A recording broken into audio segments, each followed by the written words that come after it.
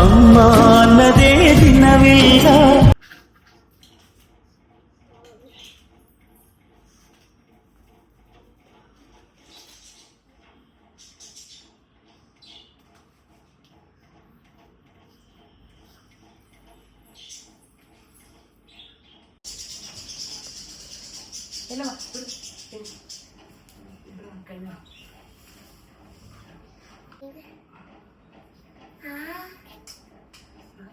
ಸಾಕು ಹಾಕಿದ್ದೀನಿ, ಎಲ್ಲದಕ್ಕೂ ಹಾಕಿದ್ದೀನಿ. ಒಂದೊಂದು ಸಂದರ್ಭಗಳು ಹೆಂಗ್ ಬರುತ್ತೆ ಅಂದ್ರೆ ಯಾರು ಇಲ್ಲ ನಮ್ಗೆ ಅನ್ನೋವಾಗ ಆಗ್ಬಿಡುತ್ತೆ.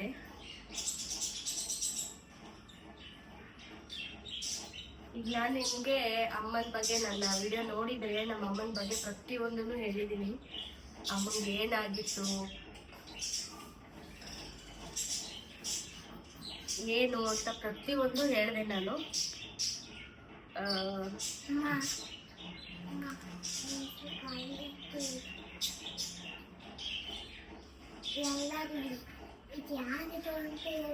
ಎಲ್ಲ ಇದ್ರು ಸುತ್ತ ಎಲ್ಲ ಇದ್ರು ಒಂಟಿ ಅನ್ನೋ ಅನ್ಸ್ಬಿಡುತ್ತೆ.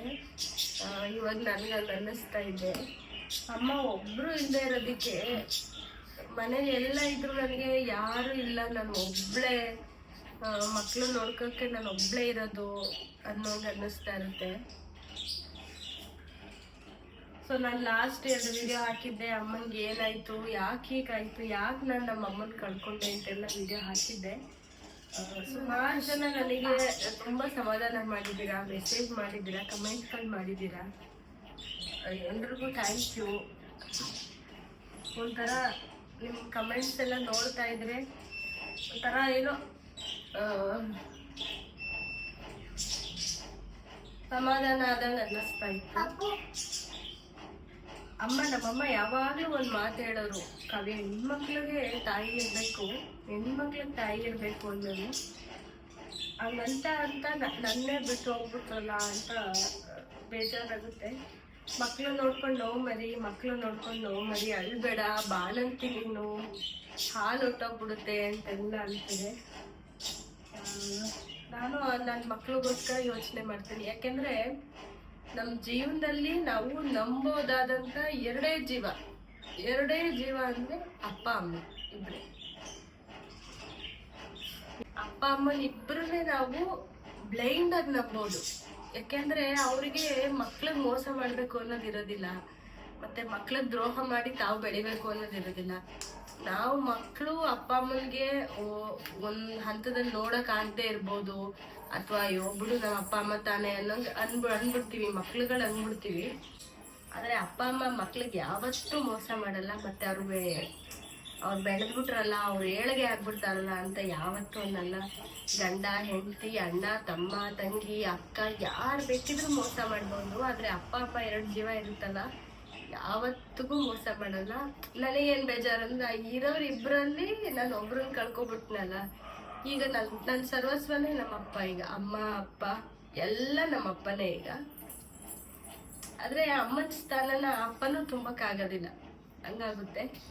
ತೊಟ್ಲು ತಿರುಗಾಟಕ್ಕೆ ಅಂದ್ಬಿಟ್ಟು ಹುಣಸೂರಿಗೆ ಹೋಗಿದ್ದೆ ನಾನು. 1 ವಾರದ ಮಟ್ಟಿಗಿದ್ದೆ.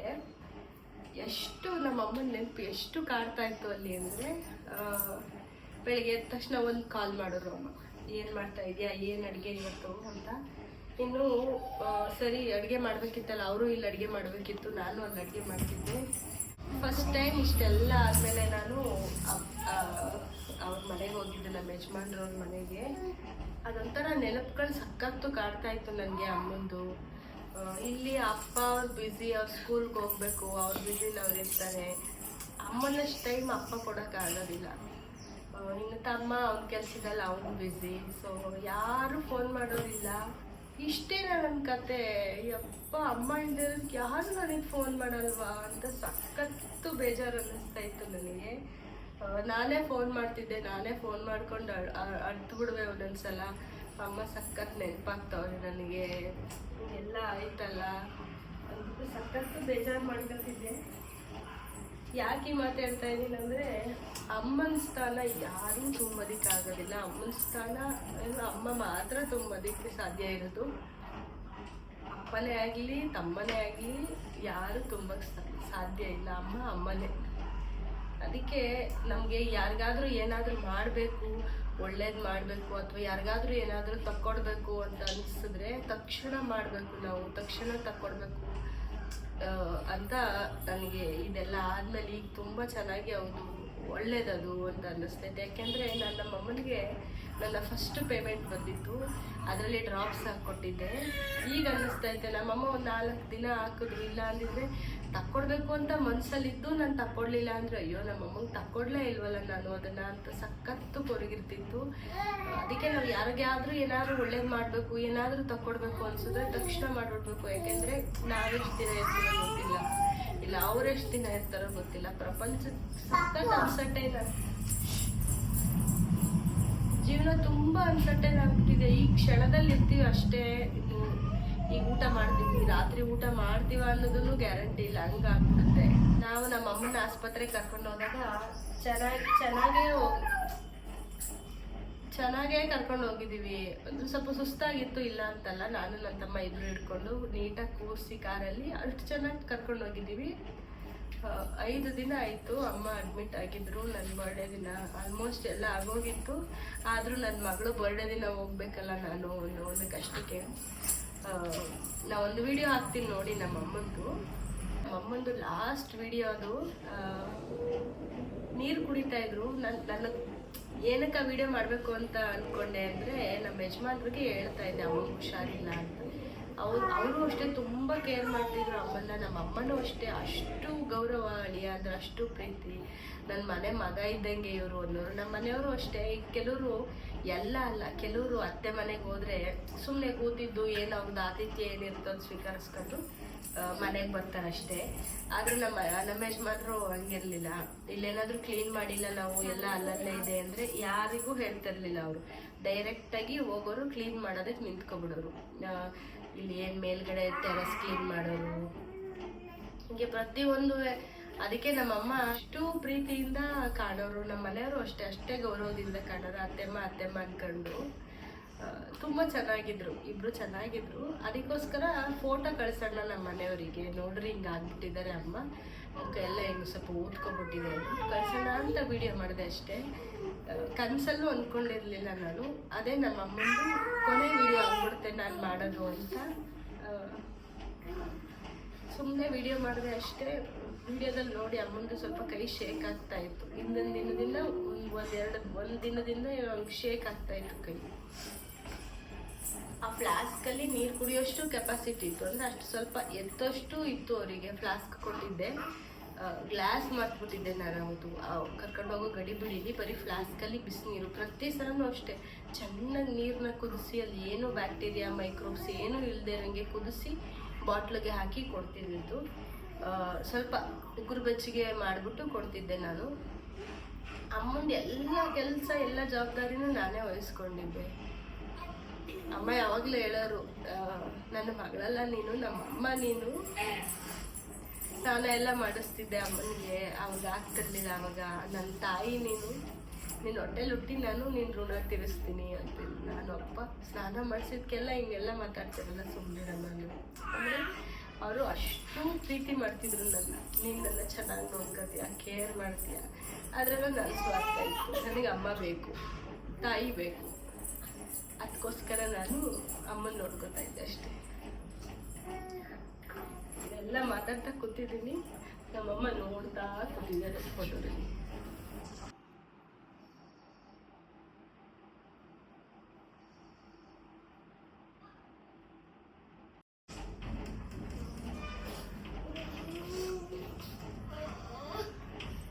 ಇಲ್ಲ ನಾನು ಮೂವನ್ ಆಗಬೇಕು ಅನ್ಕೋತೀನಿ.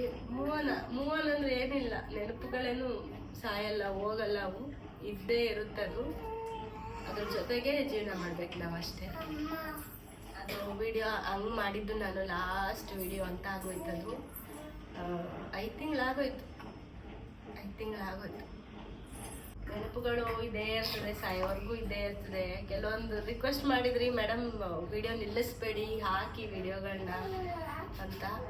ಸೊ ಹಾಗೆ 1 ತಿಂಗಳಾಗೋಯ್ತು ನಾನು ಒಂದು ವಿಡಿಯೋ ಹಾಕಿ.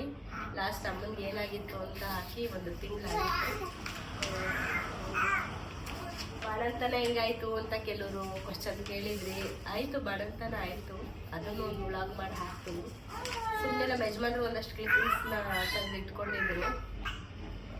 ಏನು ಬಾಣಂತನ ತಾಯಿ ಮನೇಲಿ ತಾಯಿ ಇಲ್ಲ ಅಂದರೆ ಖಂಡಿತವಾಗ್ಲೂ ಇರೋದಕ್ಕೆ ತುಂಬ ಕಷ್ಟ ಆಗುತ್ತೆ. ಯಾರೇ ಎಷ್ಟೇ ಚೆನ್ನಾಗಿ ನೋಡ್ಕೊಂಡ್ರು ಅಮ್ಮನ ಮನೆಗೆ ಬಂದು ಅಮ್ಮನೇ ಇಲ್ಲ ಅಂದರೆ ಅಯ್ಯಪ್ಪ, ನಿಜವಾಗ್ಲೂ ನನ್ನ ಜೀವನದಲ್ಲಿ ಇಷ್ಟೆಲ್ಲ ಆಗುತ್ತೆ ಅಂತ ನಾನು ಅಂದ್ಕೊಂಡೇ ಇರಲಿಲ್ಲ. ಕನಸನ್ನು ಅಂದ್ಕೊಂಡೆ.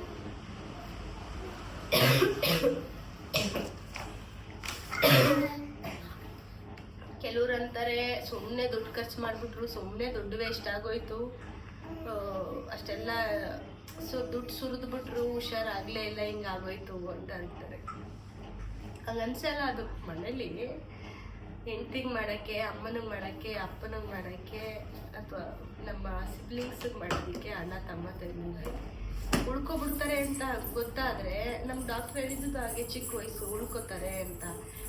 ನನ್ನ ತಮ್ಮ ಹೇಳ್ತಿದ್ದ, ಇನ್ನೂ 50 ಲಕ್ಷ ಖರ್ಚಾಗಲಿ ಕಣೆ ಮಾಡ್ತಿದ್ದೆ ನಾನು, ಹೆಂಗಾದ್ರೂ ತೀರ್ಸ್ಕೊಬೋದಾಗಿತ್ತು. ನಮ್ಮಮ್ಮನೊಬ್ಬರು ಉಳಿಸ್ಕೊಟ್ಬಿಟ್ಟಿದ್ರೆ ಇನ್ನೂ 50 ಲಕ್ಷ ಖರ್ಚಾಗಲಿ ಅನಿಸುತ್ತೆ ಹೊರ್ತು ಅಯ್ಯೋ ದುಡ್ಡು ವೇಸ್ಟ್ ಆಗೋಯ್ತಲ್ಲ. ಇವತ್ತಿಗೂ ನಮ್ಗೆ ಯಾರಿಗೂ ಹಂಗೆ ಅನಿಸಿಲ್ಲ, ದುಡ್ಡು ವೇಸ್ಟ್ ಆಯ್ತಲ್ಲ ಅನ್ನಿಸ್ಲಿಲ್ಲ. ಇಷ್ಟೆಲ್ಲ ಮಾಡೋ ಪ್ರಯೋಜನ ಇಲ್ದಂಗೆ ಆಗೋಯ್ತಲ್ಲ.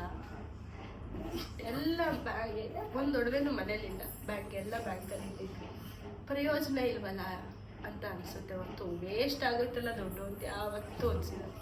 ತೀರಿಸ್ತಾರೆ, ಸಾಲ ತೀರಿಸ್ತಾರೆ, ಮಾಡಿದಷ್ಟು ಸಾಲಗಳನ್ನ ತೀರಿಸ್ತಾರೆ, ಅಪ್ಪ ತಮ್ಮ ಇಬ್ಬರು ತೀರಿಸ್ತಾರೆ. ಆದರೆ ಆ ಲಾಸ್ ಇದೆಯಲ್ಲ, ಯಾರೂ ಆ ಲಾಸ್ ತುಂಬಿಕೊಡೋಕ್ಕಾಗೋದಿಲ್ಲ. ಎಲ್ಲ ಆಯಿತು.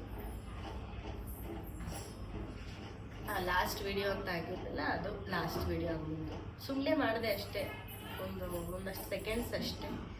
ಮತ್ತು ಒಂದಷ್ಟು ಫೋಟೋಸ್ ಶೇರ್ ಮಾಡ್ತೀನಿ ನೋಡಿ. ಆ ಫೋಟೋಸ್ ಏನಂದರೆ, ಅಮ್ಮಂದು ಆಪ್ರೇಷನ್ ಆಯ್ತಲ್ಲ, ಆಗಸ್ಟ್ 8ಕ್ಕೆ ಅಮ್ಮಂದು ಆಪ್ರೇಷನ್ ಆಗಿತ್ತು.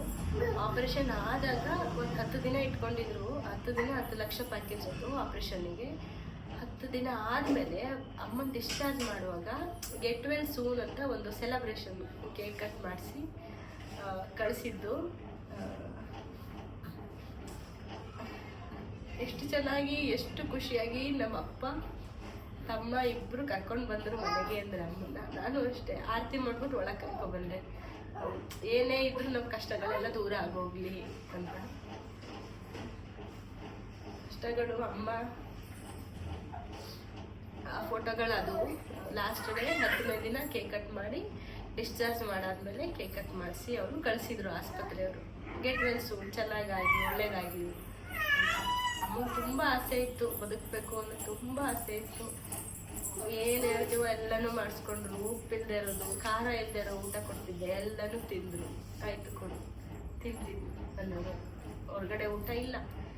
ಮತ್ತು ಮಸಾಲೆಗಳು ಮನೇಲೇ ಮಾಡಿ ಹಾಕಬೇಕು, ಹೊರಗಡೆ ಮಸಾಲೆಗಳಿಲ್ಲ. ಯಾಕೆಂದರೆ ಟೇಸ್ಟಿಂಗ್ ಪೌಡ್ರ್ ಹಾಕ್ಬಿಟ್ಟಿರ್ತಾರೆ ಅಂತ ಎಲ್ಲ ಅವ್ರು ಹೇಳ್ದಂಗೆ ಮಾಡ್ದು. ಏನು ಮಾಡೋದು ಪ್ರಯೋಜನ.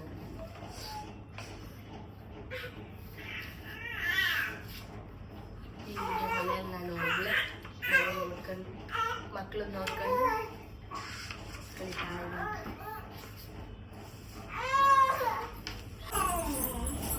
ಎಲ್ಲ ಕೇಕ್ ಕಟ್ ಮಾಡಿ ಎಲ್ಲನೂ ಮಾಡಿ ಕರ್ಕೊಂಡು ಬಂದು ಮನೆಗೆ ಅಷ್ಟು ಜೋಪಾನವಾಗಿ ಅಂಗೈಲಿ ಇಟ್ಕೊಂಡು ನೋಡ್ಕೊಂಡೆ ನಾನು. ಅಮ್ಮ ಇಲ್ಲ ಅಂತ ಗೊತ್ತಾದಾಗ ನಾನು ಹೇಳಿದೆ, ಹೆಂಗೆ ಗೊತ್ತಾಯ್ತು ನನಗೆ ಅಂತ. ಅವನು ಫಸ್ಟ್ ಬಂದಿದ್ದೆ, ನನಗೆ ಒಂದು ಮಗುನ ಜೋಪಾನ ಮಾಡ್ದಂಗೆ ನಾನು ಜೋಪಾನ ಮಾಡಿದೆ.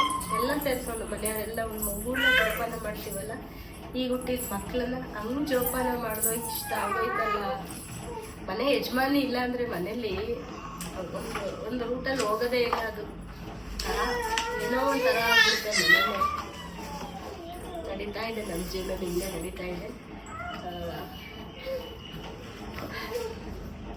ಆಮೇಲೆ ಇನ್ನೊಂದಿದ್ದು ಕೇಳಿದ್ರಿ, ನಿಮ್ಮಮ್ಮ ಕನ್ಸಲ್ಲಿ ಬರ್ತಾರ, ಎಲ್ಲರೂ ಕಾಣಿಸ್ಕೊತಾರ. ಕನ್ಸಲ್ಲಿ ಬರ್ತಾರೆ, ಬಟ್ ಯಾವಾಗಲೂ ಅಲ್ಲ. ನಾನು ತುಂಬ ಬೇಜಾರಾಗಿದ್ದಾಗ ತುಂಬ ಅಳಸಿನೆಲ್ಲ ಅಮ್ಮನ ನೆನೆಸ್ಕೊಂಡು ಅವಾಗ ಒಂದೊಂದ್ಸಲ ಬಂದಿದ್ದಾರೆ. ನಾನು ಪ್ರತಿ ಸಲನೂ ಬಂದಿದ್ದಾರೆ ಅಂತಲ್ಲ, ಒಂದೊಂದ್ಸಲ ಪಾಪು ಕ್ಯಾಮ್ರಾ ಓಡ್ತಾ ಐತೆ ಕಣವ. ನಾನು ಬೇಜಾರಾಗಿ ಅಮ್ಮನ ನೆನೆಸ್ಕೊಂಡು ತುಂಬ ಹತ್ತಿರ್ತೀನಲ್ಲ, ಅವಾಗ ಕನ್ಸಲ್ಲಿ ಬಂದಿದ್ದಾರೆ ಇಲ್ಲ ಅಂತ. ಅಂದರೆ ಸುಮ್ಮನೆ ಮಾಮೂಲಿ ಕನ್ಸುಗಳು ಬಿಡುತ್ತಲ್ಲ, ಎಲ್ಲೋ ಕೂತಿದ್ದಂಗೆ ಮಾತಾಡ್ತಾ ಇದ್ದಂಗೆ ಅವ್ರ ಜೊತೆ ಹಂಗೆ ಕನ್ಸು ಬಂದಿದೆ. ಏನೋ ಒಂಥರ ಸಮಾಧಾನ, ಯಪ್ಪ ಕನ್ಸು ಹಂಗೆ ಇದ್ಬಿಡ್ಲಪ್ಪ, ಕಣ್ಣು ಬಿಡೋದೇ ಬೇಡ ಅನ್ನಿಸ್ತಾ ಇರುತ್ತೆ. ಕಣ್ಣು ಬಿಟ್ರೆ ಸಡನ್ನಾಗಿ ರಿಯಾಲಿಟಿ, ಅಯ್ಯೋ ಅಮ್ಮ ಇಲ್ವಾ, ಇದು ಕನ್ಸು ಅಷ್ಟೇ. ನೀನು ಯಾವತ್ತೂ ಅಮ್ಮ ಬರಲ್ವ ನನ್ನ ಜೊತೆ, ನನ್ನ ಮಗಳನ್ನ ನಟಾಡ್ಸಕ್ಕೆ ಅಮ್ಮ ಬರಲ್ವಾ, ನನ್ನ ಮಗು ಈಗ ಹುಟ್ಟಿರೋ ಮಗು ನಟಾಡ್ಸಕ್ಕೆ ಅಮ್ಮ ಬರಲ್ವಾ ಅಂತ ನೆನೆಸ್ಕೊಂಡು ಸಕ್ಕತ್ ಬೇಜಾರಾಗ್ಬಿಡುತ್ತೆ. ಅಷ್ಟೇ ಚೆನ್ನಾಗಿತ್ತಪ್ಪ ಅಂತ ಅನ್ನಿಸ್ತಾ.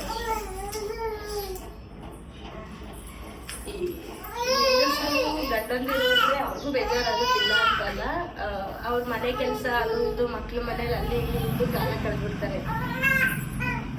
ಈ ಗಂಡಸ್ರುಗಳಾಗೋದಿಲ್ಲ,